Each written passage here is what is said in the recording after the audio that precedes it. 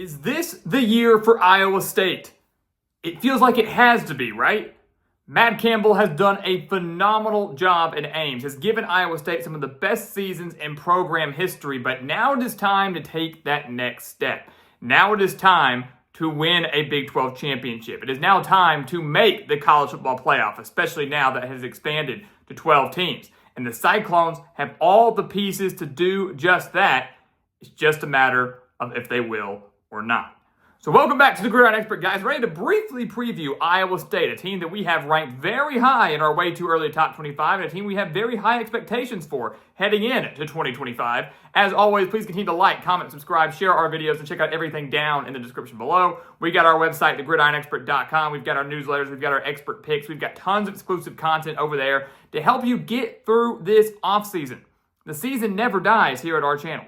We're talking college football year-round with you here at the Gridiron Expert. All the more reason to subscribe, to hit that notification button so you don't miss out on any future videos, and just take part of our GE Nation, where, again, we are talking college football with you year-round.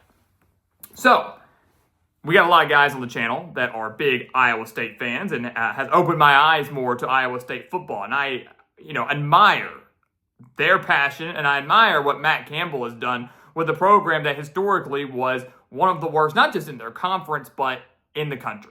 He has completely changed that narrative, completely changed that program, led Iowa State to their first ever double-digit win season in 2024. He had Iowa State one win away from the college football playoff before they lost to Arizona State in the Big 12 championship, but then still beat Miami in an absolute thriller in their bowl game to clinch an 11-3 season. And that's a great year, right? First double-digit win season ever. A couple years ago, he led them to a New Year's Six bowl game. I believe they beat Oregon in that game, Fiesta Bowl. I think it's COVID year, actually, but still a great year then. But what hurts the most for Iowa State, I think, from last year was the fact they started 7-0. They were true playoff contenders. Things were looking great, but then they lost back-to-back games to Texas Tech and Kansas, and then lost 45-19 to Arizona State in the Big 12 championship game. So it wasn't even that they lost. It was the fact that they lost so badly and played so poorly against the Sun Devils team that kind of came out of nowhere. So the foundation is there, right? Campbell has made a winning program. He's led Iowa State to 2 Big 12 championships, but fell short in both of them. But this feels like this could be the year that could really break through and get over that hump. You take a look at the offense. It looks good. They got a lot of guys coming back. And really the foundation was laid a few years ago. Was it 2 years ago? Iowa State was kind of in the midst of the big gambling scandal and a lot of guys that were getting let go, and just all this drama, and an Iowa State team really exceeded expectations back in 2023 with a very young core of players. A lot of those guys have stuck around at Ames. A guy like Rocco Beck, who returns at quarterback after throwing for over 3,500 yards and 25 touchdowns last year. You've got 2 great running backs in Carson Hansen and Abu Sama. Hansen rushed for over 750 yards and 13 touchdowns last year. Sama over 580 yards and only 2 touchdowns, but still a pretty solid season for him. They both are back at running back. And the wide receiver core, yes, they do lose Jalen Noel and Jaden Higgins, 2 major losses considering both were 1,000-yard receivers last year, but they bring in Xavier Townsend from UCF and Chase Sowell in from ECU. Great pickup there. He had over 670 reception yards and averaged nearly 20 yards per reception. So Beck is going to have himself some weapons. He's got some great replacement wide receivers, great running backs at his disposal. And you could argue that Iowa State's offense could be a little bit better than they were last year. And last year they were pretty good. They averaged over 31 points per game and over 416 yards per game. This offense has a chance to be even better than that. On the defensive side of the ball, for the last few years, Iowa State has had a pretty stingy defense. Even in 2023, where they really weren't all that great record-wise, they had one of the best defenses in the country. That was what was getting them by and keeping them in games, helping them win games. And last year, that was the same case, right? They were a pretty stingy defense. And while I do lose a few up front, I'm more concerned, if you're Iowa State, I'm more concerned about the replacements on the offensive line and the defensive line. But the one thing I'm really excited about is their secondary.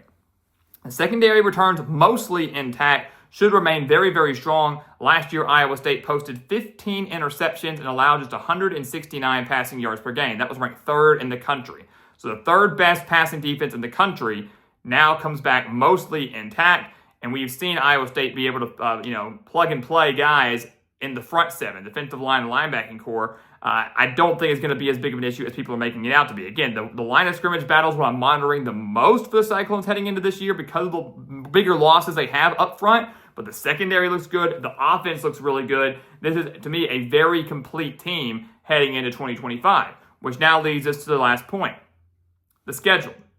You can have a great team, but if you face a brutal schedule, the odds of you surviving that gauntlet and maybe making a playoff run or a championship run are pretty slim. Beauty of it for Iowa State, they don't really face a gauntlet.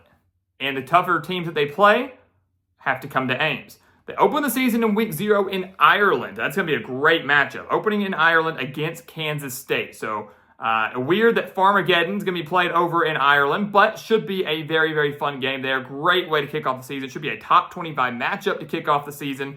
And that's a tough game, right? I mean, we've seen some crazy stuff happen in Ireland over these last few years. I mean, even last year when Georgia Tech upset Florida State. Instant classic.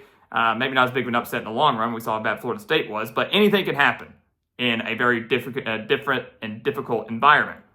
But I would venture to say Iowa State's going to be favored in that game. If they can survive Kansas State, which would be a great way to kick off their season, the rest of the schedule is very manageable because the home slate is great. They host Iowa, so the Cy-Hawk game is in Ames, and you can argue absolutely Iowa State is the better team this year. They host Arizona, they host BYU, they host Arizona State, and they host Kansas. Let's think about that for a second. Two of the bigger competitors in the Big 12 this year, BYU and Arizona State, have to come to Ames. Iowa State gets to host them. Kansas, who they lost to last year, arguably you could say cost them a spot in the college football playoff, comes to Ames. So your two biggest competitors, you're arguably one of, if not the biggest rival in Iowa, and a team that you desperately want revenge over in Kansas, all come to your house. You could not ask for a better schedule because the road slate is pretty easy. At Cincinnati, at Colorado, at TCU, at Oklahoma State, you can argue that the toughest games there are at Colorado and at TCU. And I would say TCU is probably the toughest of those four that we just mentioned. So the schedule lines up great. If Iowa State can take care of business at home, and you can go back and watch all of our old videos, I have advocated for Ames and how great of a place it is and how tough of a place it is. I say Ames is a place where dreams go to die because it is a tough place to play. When Iowa State football is good and when they are playing in a meaningful game, that is to me one of the most difficult places to win in the country. That sounds absurd, but it's true. It's true. It is not easy. And they're going to be rocking all year long. Again, a revenge game possibly against Arizona State to avenge that horrible Big 12 title performance. A revenge game against Kansas, who again maybe kept them out of the college football playoff. Iowa, regardless of how good either team is, it's always a big game. This is a perfect schedule for the Cyclones. So, again, are they going to go undefeated? No. They're not going to go undefeated. And we'll predict their record later on in the summer. They're not going to go undefeated. But we have seen that teams can get into the college football playoff with maybe 2 losses. We've seen that. Obviously, winning the Big 12 championship would be great. It leaves no doubt you're guaranteed to get in. But I think Iowa State can navigate the schedule with 1 or 2 losses. I think they can find themselves in a position once again to be back in the Big 12 championship. You'd hope that maybe you're in a position in that game where if you win, great, you won it, you're locked in, but even if you lose, you probably get in, you just don't get a bye or anything like that. You would hope that's what the season can hold. But regardless, this is a college football playoff contender. The coaching is there, the quarterback is there, the roster is there, the schedule is absolutely there. If the Cyclones take care of business at home, they will be one of the 12 teams in the college football playoff. I can guarantee it. So guys, as always, thank you so much for watching us here at the Gridiron Expert on YouTube. Make sure to continue to like, comment, subscribe, share our videos, and check out everything down in the description below. That includes our website, thegridironexpert.com, home to the expert picks, home to our newsletters, home to tons of exclusive content over there. Again, the season never dies here at our channel. It's going to be here before we know it. The season will be here before we know it, but to get your weekly and daily college football fill, this is the place for you. We want you to become a member of our GE Nation, so make sure to do all those things that we just mentioned. And once again, guys, as always, thank you so much for watching, and we'll see you next time right here on The Gridiron Expert.